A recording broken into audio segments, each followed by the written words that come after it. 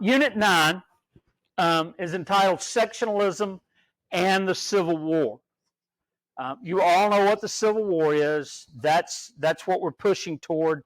And in about a month, we'll have talked about the Civil War, and we'll be well on our way to talking about the consequences of the Civil War.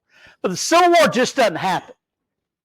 It just doesn't suddenly turn into April 1861 and Confederate forces under General Beauregard began to bomb Fort Sumter. That doesn't just happen, okay? There's 80 years worth of stuff that happens that leads us to the Civil War. And everything that happens, every event that we'll talk about is a cause of the Civil War. It may not seem like it. It may seem like, well, that has nothing to do with the Civil War, but it's an event that leads up to. One of the things that we'll talk about, and we'll get a good start on it today, is sectionalism. And it might help if we know what sectionalism is. Anybody got a clue?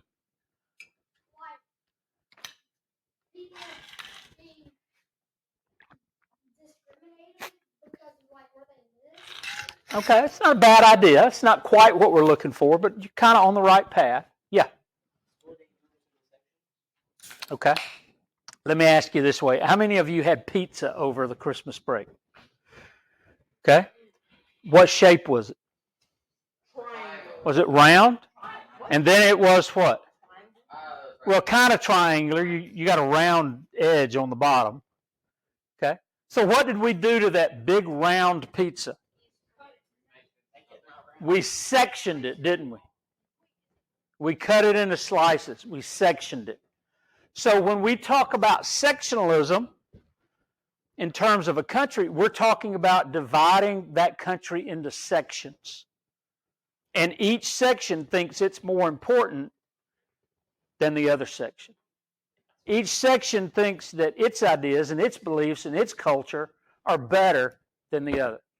So what we have in the United States is sectionalism. Look at the little cartoon thing on the front of your packet.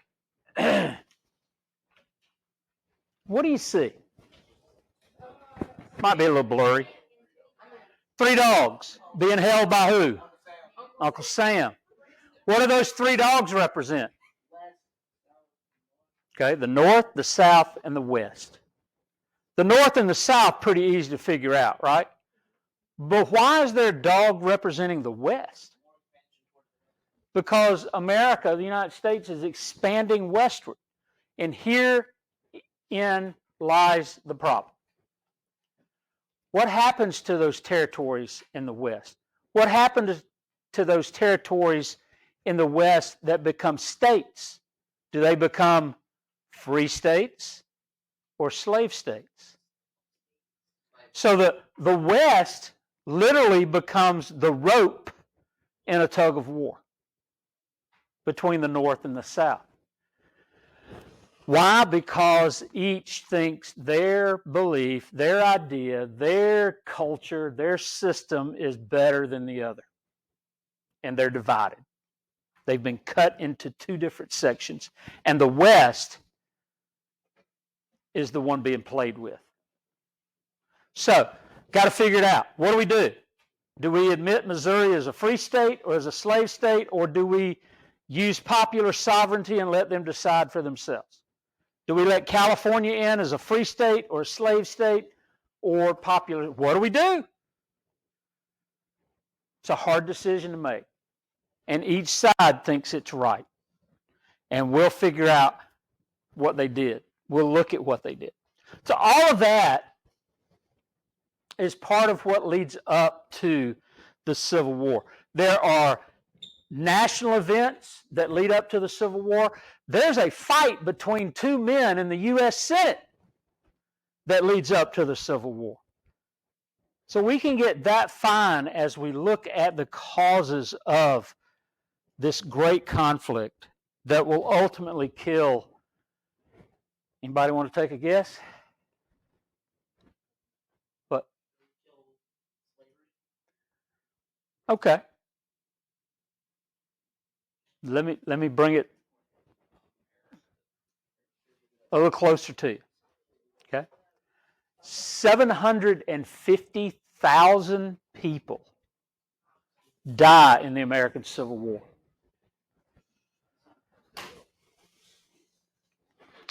So there's an 80-year period from really the time the Constitution is written until the end of the Civil War where it's just a huge struggle. And there were people when the Constitution was ratified that said slavery will be the death of this democracy, or slavery will actually will come into armed conflict. It will cause civil war. And they weren't wrong, unfortunately. So let's start with this quote. It's in your notes.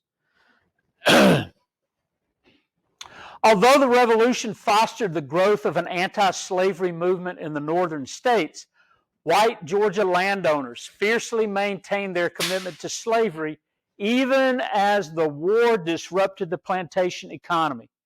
At the Constitutional Convention in Philadelphia, Pennsylvania in 1787, Georgia delegates joined with South Carolina's to insert clauses protecting slavery in the federal charter. In subsequent decades, slavery would play an ever-increasing role in Georgia's shifting plantation economy. And then I put a question at the end. One of these clauses was created by what compromise? The Three-Fifths Compromise. What happens if the Three-Fifths Compromise is not made? And what happens to the Constitution? What happens to the country? You've got the Republic of Georgia, the Republic of South Carolina, the Republic of Virginia, the Republic of New York. You have individual countries instead of one united country. One United States. In fact, our national motto, does anybody know? No.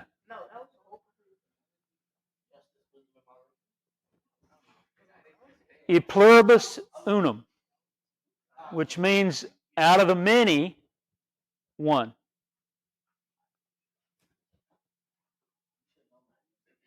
You should have known that, Ian. I'm a little disappointed in you. I'm a little disappointed. Shame, Ian. Shame. All right. So,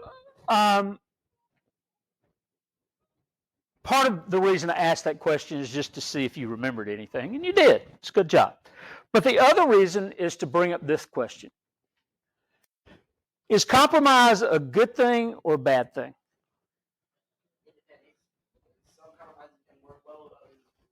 Okay. And, I mean, have you ever heard the expression, a tie is like kissing your sister? Okay. And what it means, it's just, you know, what? Oh, right? Ugh. Well, sometimes that's what a compromise is. Nobody's truly satisfied, but you have something you can live with. Okay? And what we're going to see as we inch ever closer to 1860 and 1861, is we're going to see compromises that are made within our national government to keep civil war from happening. And all of those compromises center around one thing, and that one thing is slavery. What do we do with it? What do we do with the West? What do we do with the great frontier that is America? Does it have slavery or does it not? And there has to be compromise or the country would fall apart. Let me ask you another question. Do our politicians, Republicans and Democrats, do they compromise with each other today? No. They really don't. Rarely. Rarely. I think only when forced to.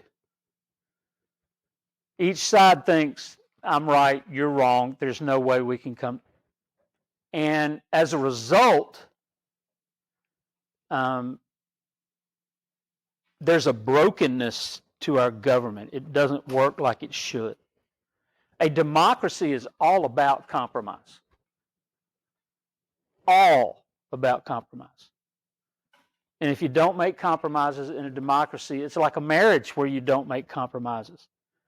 What happens when a husband and wife won't compromise with each other? They get divorced.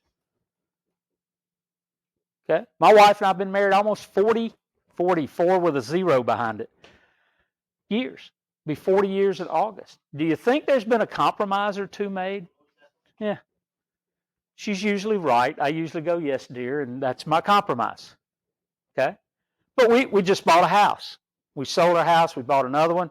Karen had to make some compromises. We both did, but hers were bigger than mine. And it wasn't a compromise with me. It was a compromise with the house. She wanted a house where you could step out of the back door onto a patio or deck that was level with the yard. And she didn't get that. She had to compromise. She's got to walk down steps. She don't like steps. I don't like steps either. But we love the house. So there was a compromise. Yes?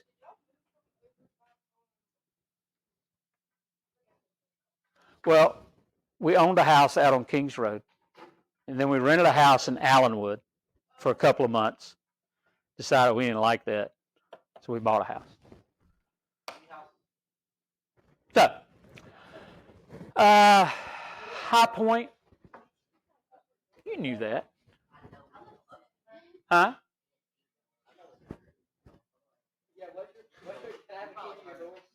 No.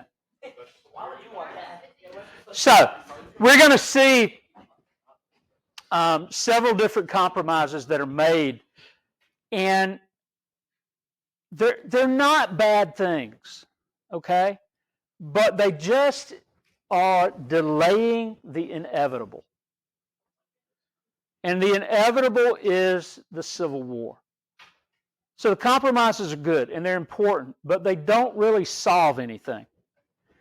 One of those compromises actually comes out of the Constitutional Convention. If you remember, I know it was a long time ago and you've had a lot of sugar since then and you ate a lot during Christmas and it affected your brains. I understand that.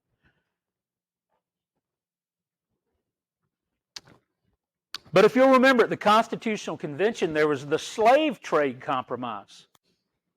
And it basically said this: in 20 years, we will outlaw the importation of slaves in America, in the United States. And so 1807, which is how many years after the Constitutional Convention? Somebody say 20. There are roughly 4 million slaves in the South, probably less than that. But by 1860, there's about 4.5 million. And they follow through on what they said they would do. The government follows through. Congress follows through. And it's actually kind of a bipartisan effort. There are Southern politicians that are in agreement with it. And you might go, well, why would they? I thought they were pro-slavery. They were. But they were also pro-something else. Capitalism. Pro-money. And so it's become an economic factor. What's cheaper? What's cheaper? To import slaves, which means you're having to buy them, or to birth slaves? Grow them. Somebody earlier today said breed them, and that's kind of crass, but I mean it's accurate. And so Southern politicians are in favor of getting rid of the importing of slaves because that's money they get to keep. Slavery has become self-sustaining. There are enough slaves being born in America to keep slavery alive. Yeah, without importing slaves. And we're going to see a picture here in a minute that really brings that home. So Thomas Jefferson, who's the president, signs it into law in March of 1807, and it prohibits importing slaves into the United States. It does not, nor does it attempt to, ban slavery.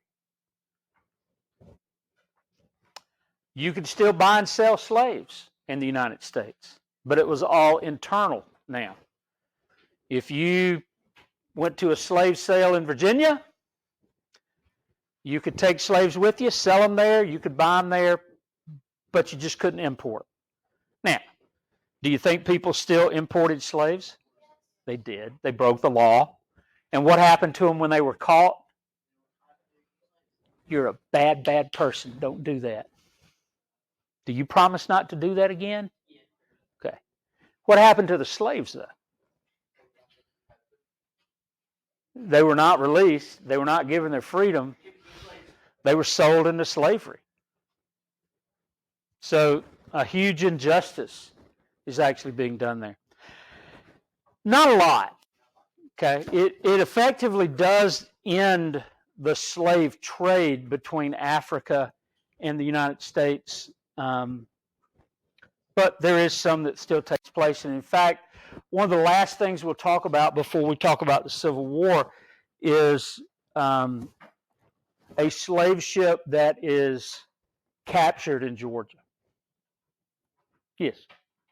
So when they find slaves, do they just like come out and kidnap them, or do the people already? You know, there were several ways that took place. What you should have learned last year, okay, is that Africa is not just one big country. Africa is many, many different, some are big, some are small countries. And you had different ethnic groups. Well, this ethnic group over here doesn't like that ethnic group over there, so what do? They kidnap them, take them captive, and sell them to the white slave traders. Or the white slave trader just came in and captured, kidnapped, whatever word you want to use, Africans and pressed them into slavery. So, you know, both took place. All right. This is the graphic I was talking about that really brings home some things. This is the African slave trade from about 1619 to 1860. Okay? And if you look, I think you have a copy of this in your notes, but as you look, you go down here, you start in Southeast Africa. 543,000 were taken out of Southeast Africa. West Central Africa, 5,695,000. That's why it's bigger than the others. Why don't they just cut them like at the bottom? Why don't they just cut them? Why? All right, under your finger where it says the first one you were talking about. Right here or right here? Yeah. When they go up, why don't they just cut through the middle of the ocean? What in the blue?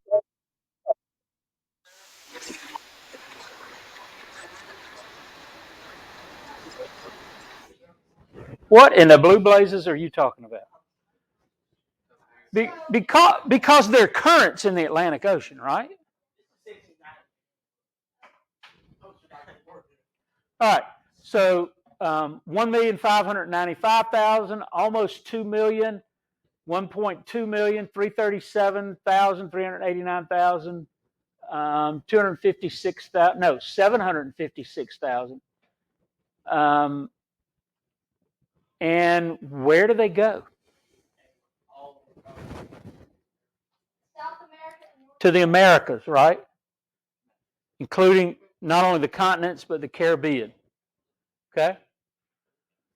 Where do most of them go? like North of South America. Like Jamaica.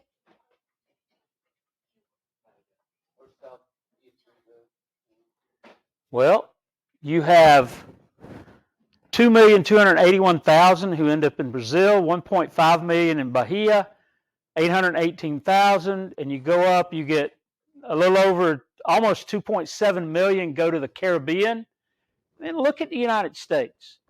27,000, 128,000, 210,000, 22,000. Is that anywhere close to 4 million? or 4.5 million. So what happened during that time period? Population. The population grew. Why? Because enslaved people were having children, and those children became enslaved people as well. And so when you look at the percentage, it's a very small percentage of the number of slaves or the number of people that came out of Africa that end up in the United States. By 1860, I would say that probably 90% of the slaves that live in the United States were born there. They weren't imported. Their ancestors certainly were, but they weren't.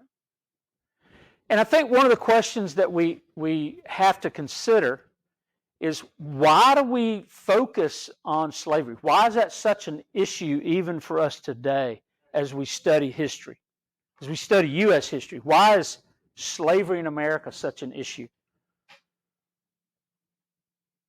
Well, who are we talking about? Us. So it's our story. It's part of our story. And we can't ignore it. We don't need to ignore it. And so we focus on it. We don't talk about slavery in Brazil. We don't talk about slavery in Jamaica or wherever. We talk about slavery in the United States because it's us. It's our story. And so we will continue to talk about that story. All right, as long as we can.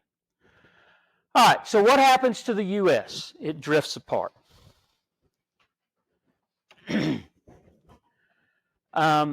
As it continues to grow, of course, it ultimately grows westward. And what to do with those western territories and western states when it comes to slavery becomes the issue. The North has become industrialized. They make stuff. They manufacture stuff. They take raw goods, raw materials, and they make clothing. They make steel. They make all kinds of things. What? Sure, go ahead. The South, what do? They farm. What do they grow? Yeah, they're not growing food, by the way, as we'll see in just a moment. They're growing cotton. And they are two entirely different cultures. Entirely different cultures. They believe different things. They eat different things. They value different things. And essentially, they're two different countries, two different Americas. And that gulf, that division just becomes broader and wider. One of the things we can look at are numbers. Numbers don't lie, okay? They never do. You know, if you stepped on the scales this morning, you weighed 202 pounds. Guess how much you weigh? 202 pounds, okay? So numbers don't lie. And as we look at some numbers, some percentages between the North and the South, you can see how different they are. Total population, most people live in the North. Bank deposits, and we're talking about wealth. We're talking about cash. Where's most of it? In the North, 81% of it. Factories, 86%. Cotton, 99.9% is grown in the South. But look at food crops. 72% of the food that's produced in America in 1860 is produced in the northern states. Why? Because we're too busy. The South is too busy growing cotton. 72% of the horses live in the South, in the North. 71% of the donkeys and mules live in the South, and then railroad tracks. 72% of all railroads are found in the North. So just based on that, you can see there's a huge difference between these two sections or regions of America.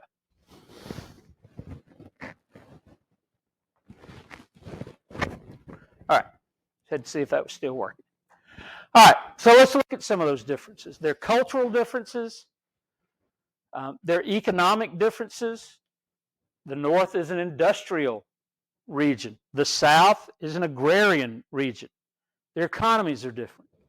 And even constitutional differences we'll look at. And what do we mean by constitutional difference? Somewhat.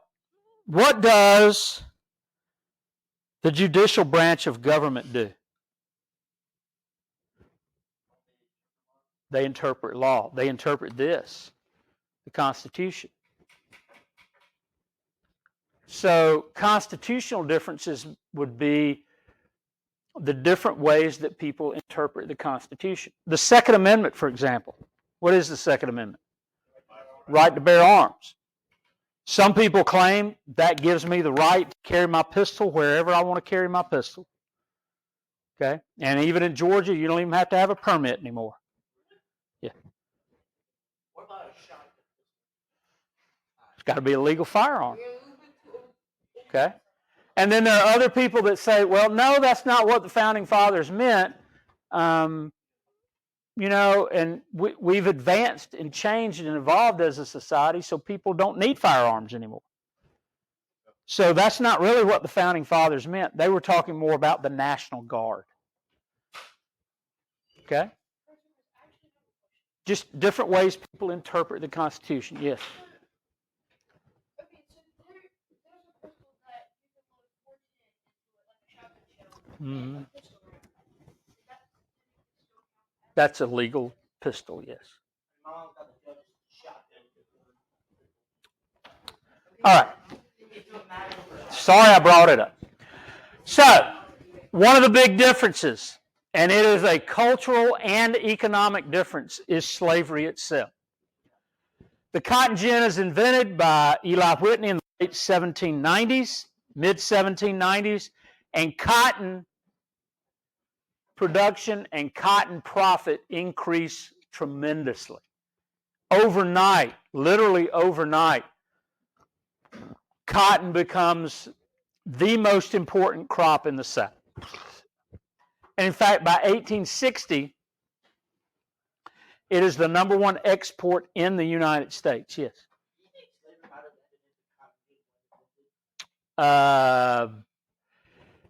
The statistics, the numbers show that slavery was in decline until the cotton gin was invented. But I also think, and we'll talk more about this, that slavery may have ended without the Civil War.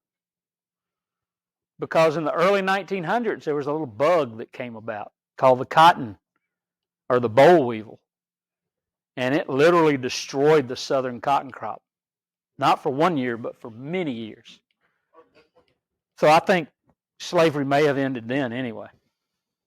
I don't know. It's a fun thing about history. All right, so in the South, those southern states are producing twice the rest of the world's cotton.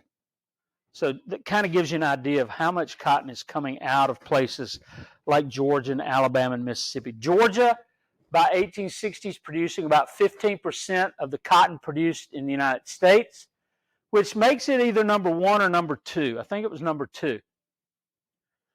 What does that do? Well, not everybody grows cotton. Plantation owners do.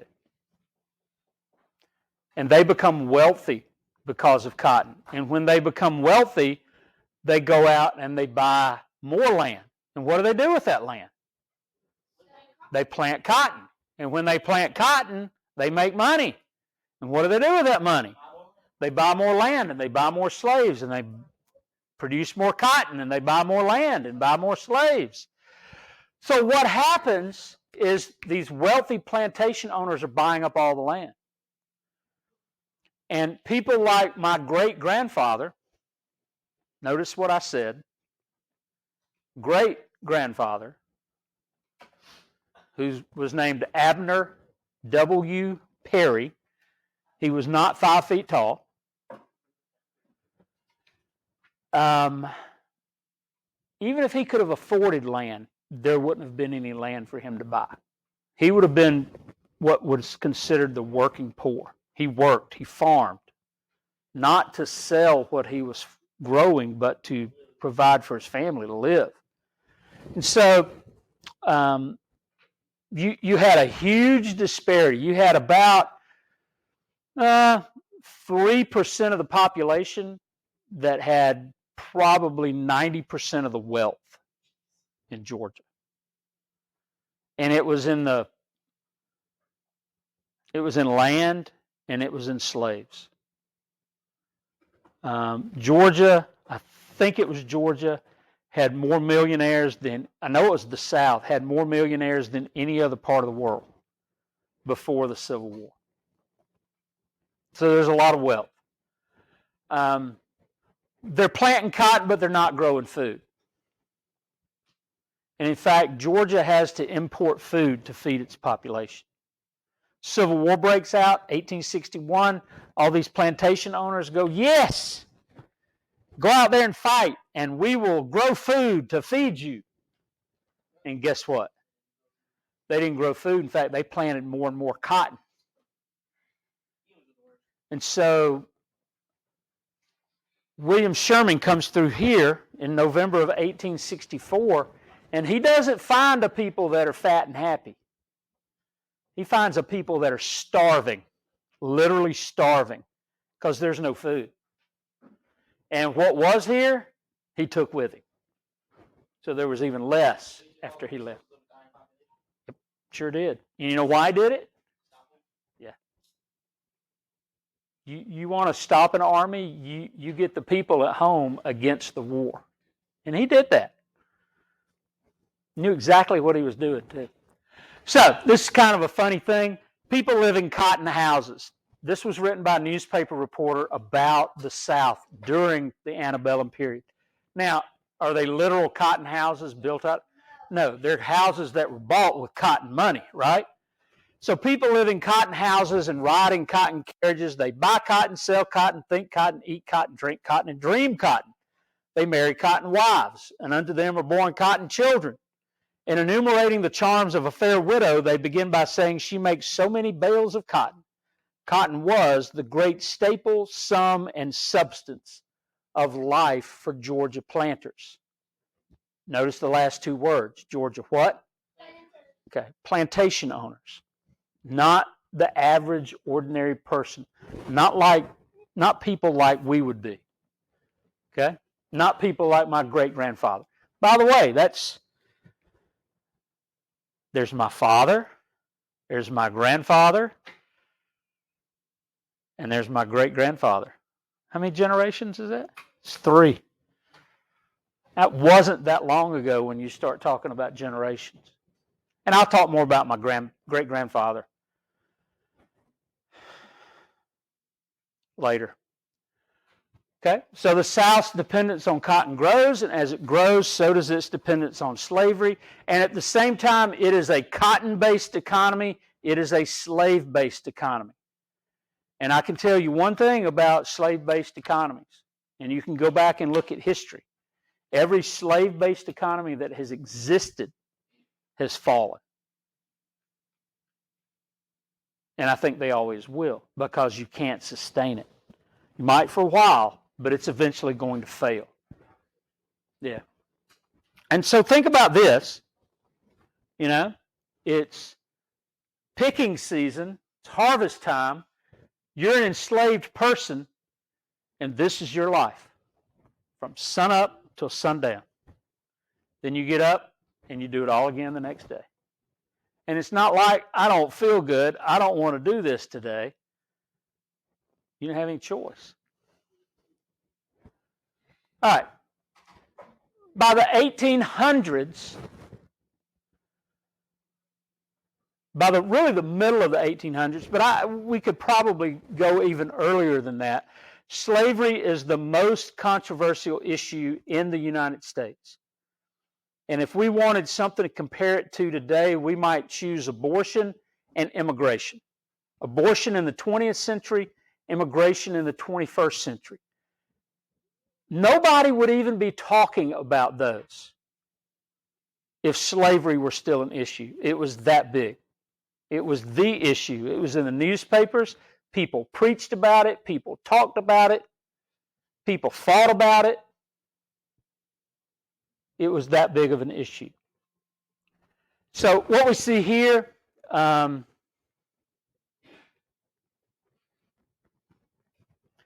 is the number of slaves in each state. Georgia is number 2 with 462,198. That's actually about 42% of Georgia's population in 1860. So about half of the population here in Georgia were enslaved persons. I think Baldwin County was actually 42% of the population were enslaved people.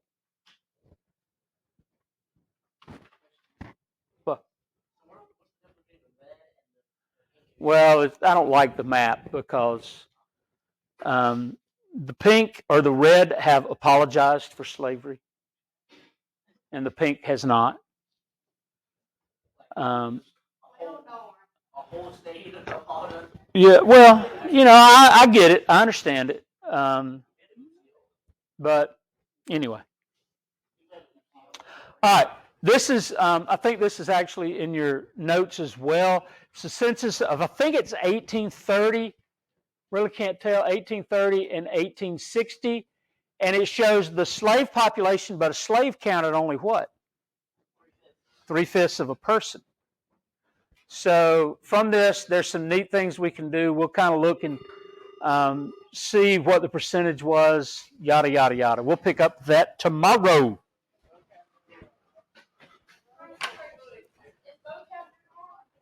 Vocab is due on Friday.